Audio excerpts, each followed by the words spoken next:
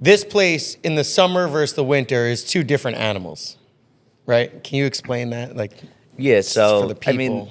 it's just I think people. I wouldn't call it seasonal depression. I just think that people are more motivated. Especially, you have your teachers that are all fall summer. That I mean, I don't know a teacher that's not. I don't want to offend any teachers, but like not a drinking lunatic. You know, like come on, teachers, nurses, they're all going nuts in the Yep. summertime. But you just have less foot traffic on the street, which some people like. One of Long Beach's favorite terms is local summer, which is right after Labor Day Okay. till it gets cold as shit. It's like your fall season is your Yeah, local summer. Local summer, Yeah. where it's still like you get a 80-degree September afternoon, and people are packing the streets. Like Sunday afternoon, you can't get into a bar. Yeah. And it's all just people you know, like local, no strangers. It's awesome. And in the summer, you guys are packed every day, 7 days a week.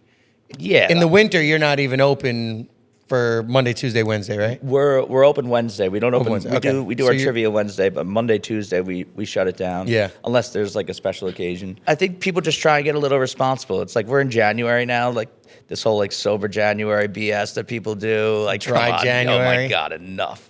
You know what's worse than dry January? Damp January. If you text me you're doing damp January, we have problems. We got big problems. Either go all the way in. Yeah, like go in or go out. For sure. I was talking to my friend yesterday. He said, my buddy Terry, he said that he was doing sober January, but until February 5th. And I was like, how does that make any sense? And he's, well, because I drank till January 5th, so I have to make it up on the back end. I was like, all right, well, respect it. That's good. What nights over here get the craziest? Summertime, Friday, Saturday night, no matter what. It's a gimme. It's a gimme. Yeah, that's going to be a Looney Tune fest in here. But my favorite night in the summertime is Thursday, where it's just two of us behind the bar. Mm-hmm. I got my buddy Sean Jacoby. He's one of the most talented musicians down here. He's a great act. He plays, and we'll do a nice set, like from 8 o'clock to like let's say 11:30. And we'll have a good crew in here, but then the bar down the block does like a big DJ night. But they only do it from like 11 to 1, right? Okay. So Jacoby will play, we'll be partying, we'll have a good crew in here. Everyone comes here to pregame. Then they go down the block and like listen to house music for 2 hours. Yeah. And we'll just wait. We'll wait it out. You know they're coming. And then they close at 1 o'clock, and they all come calling back. And God knows what time we're here. Yeah.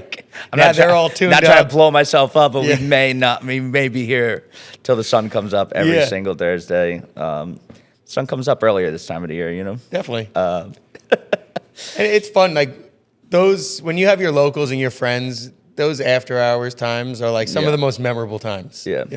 Like this time of the year, our Thursday kind of transitions to Fridays, where Friday's not as, like, if people are trying to be reserved in the wintertime, they'll kind of pass on Friday a little bit, and then Saturday, Sunday will be their days. Mm-hmm. Sunday's huge here. But Friday, we'll be here, like, let's say 8 o'clock, and it's quiet.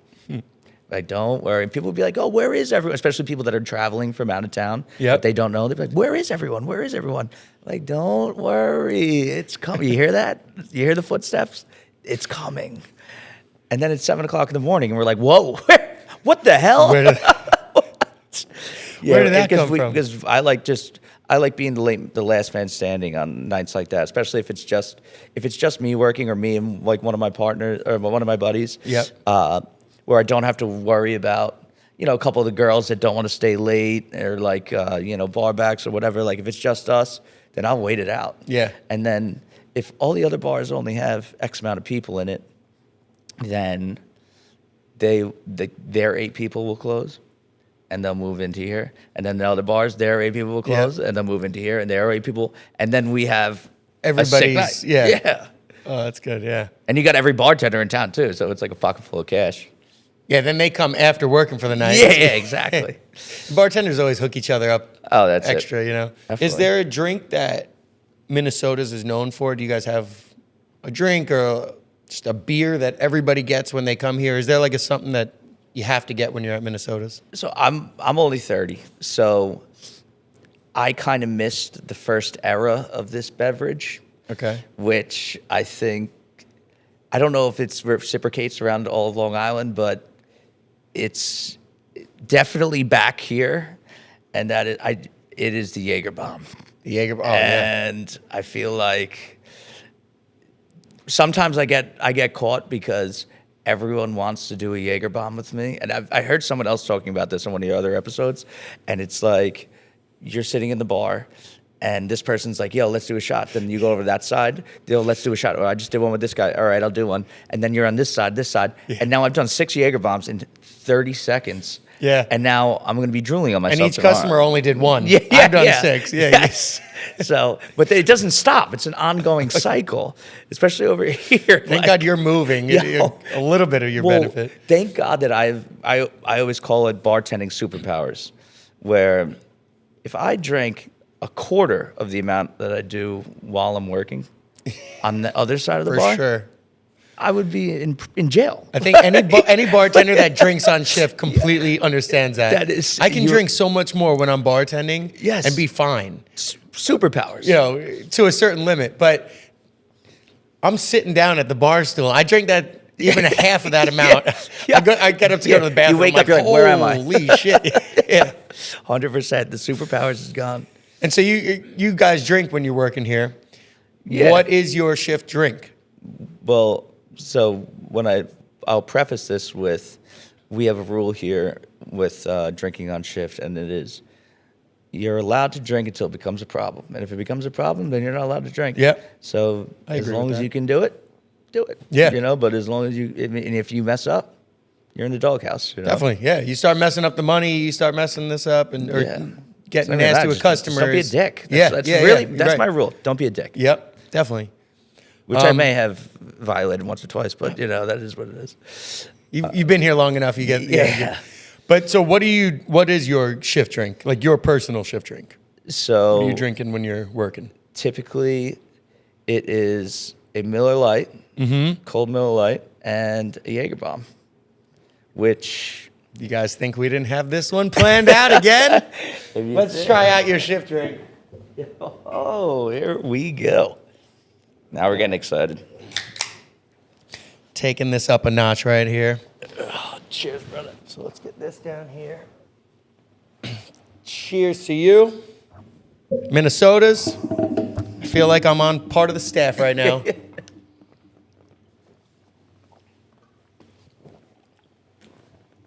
Mama's milk. Mama's milk.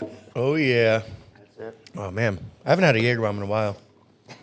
Like It's nice. Like I said, I was a little too young for the first round of when Jaeger bombs went viral, and it was like all the YouTube. I just caught the tail end of it. Like Guido, like Long Island, Jaeger bombs. Jaeger it was bomb. a YouTube. Yep. But I remember I was working at Cabana, and the owner of the place was anti Red Bull. He was he thought that Red Bull always caused fights, so he would never carry it. So there was a bar next door, Speakeasy, and they had this shit called like Dragon X on the gun. It was like fake Red Bull. Okay, yeah. So one day I was like, yo, we should do folk. I was just trying to be like a putz. And I was like, let's do Jaeger bombs. So I go next door and I grab a pitcher from Cabana. I'm like, hey, you think I could just grab some Dragon X? And they're like, yeah, sure, go for it. So I fill it up. And then it turned into an every single night thing. We were just pouring pitchers of Red Bull. Like, it completely defeated the purpose of not carrying Red Bull at our place, because we just had pitchers and pitchers of it. Of Dragon X too, which is, if anything's causing a fight, Red Bull or Dragon X. I'm literally sure breathing. I'm going to breathe fire on you. What are some drink orders that people have come in and asked you for that are just like the weirdest, just didn't make sense? nastiest drink orders? I'm gonna be honest. We're kind of cookie cutter here. We're so high volume that it's like we don't get insane orders. But someone mentioned on one of your other episodes about the Jaeger milk, and I've gotten the Jaeger milk before, and it shot out of this guy's nose. It was like a Tuesday afternoon. There was no one there, and he was alone, blacked off his head, blacked out. And this guy, he's like, "Can I get a Jaeger milk?" And I felt so bad because he was like a kind of little nerdy, like he was just down for the beach having a good time, but he was feeling himself, and he drinks this Jaeger milk, and speaking of Dragon X, this thing comes flying out of his nose. I was like, okay, there's not even a bar back there yet. I'm like, this is the first time I'm gonna have to clean in like 2 months. This is insane. Whoops. But the like a red, like not a red flag, but I know that there's gonna be a problem. Is the sugar rim. Sure. Oh yeah. The sugar rim. Like no you matter think what that the drink person is going to be a problem, or they're going to be like a bitchy customer. The person is like, I feel like you're picking up what I'm putting down. We're gonna have problems. Like, yeah. It's either coming back, or it's that customer is just never satisfied. Never satisfied. Yeah. Sugar rim. They're never happy. What about like a drink? I guess like the milk and Jaeger, but is there any other drinks that somebody's ever ordered from you that you just say like, are you serious? You know, like even posting those online, I see like the comments people are making, and there's like, there were things that people mix Rumpelmans and Jaeger with, and milk is in so much more than I ever thought. Blows my mind. And it's like, I know damn well that 5 out of 10 restaurants, they don't even carry milk. They don't even carry milk. So what? Definitely not behind the bar. What is that? What do you got? What are you like drinking heavy cream back there? Like you got to be out of your mind. Because what's the one drink? Vodka, Kahlua, milk. The White Russian. White Russian. There he goes. There he is. Yeah, a White Russian's pretty good. Yeah. And you put milk in with that.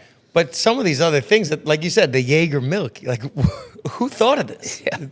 You know, tequila milk I've gotten before myself. I was cracking up about. You sent me earlier. You were like, "Oh, just like a drink that's an annoying to make instead of gross to make." Yeah. Well, we're gonna get into that, but yeah, and give us that. I wouldn't say it's annoying because I have such a great hack for it. Is like when people complain about the espresso martini. By no means is this really an espresso martini bar, but if you ask for one, absolutely, we can make it happen. Yeah. We have this espresso machine in the back, and it's got the whole, the rig. You got to put the beans in. You got to do the whole thing, froth it, whatever the hell it is. And then I figured out this incredible hack where if someone asks me for espresso martini, I have to go to the back anyway. 7-Eleven is right next door. I just sprint across the street to 7-Eleven. I hit the button. I get the espresso, and I run back across the street. And bang, there's our espresso. Let's fucking go. That's genius. It's so easy. $2. It's like $2.49. Come on. Yeah, that's worth it. So if you ever order an espresso martini here at Minnesota's from Gavin, and sponsored. You do need something from 7-Eleven, let him know before you order it, and he'll grab that for you. Let me get an espresso as well. martini, a Zin, and a 40-pound bag of ice. Thank you. And a taquito. Is there any drinks that like you refuse to make? I don't think there's any drink that I refuse to make because I wouldn't say that we have like this asinine drink menu. Right. But sometimes a customer can come in and ask you for some stuff, and you're just like, yeah, sorry. But I'm supposed to be like the happy-go-lucky guy of this place, so like I like to try and at least accommodate anything that we can. That is a bartender's job. So. Yeah, exactly. But I mean, you get some bartenders that'll be like, go fuck yourself. And I'm like, come on, and depending man. on mood, I could be one of those guys. Yeah, absolutely. For sure. You've had a lot of customers. You've been in the bar business now, 17 years, I think. What is the worst kind of customer, like your worst stereotypical customer to deal with? So there's 2 answers to this. Yeah, we want to hear them all. Give them all. One is All right. What if I'm busy?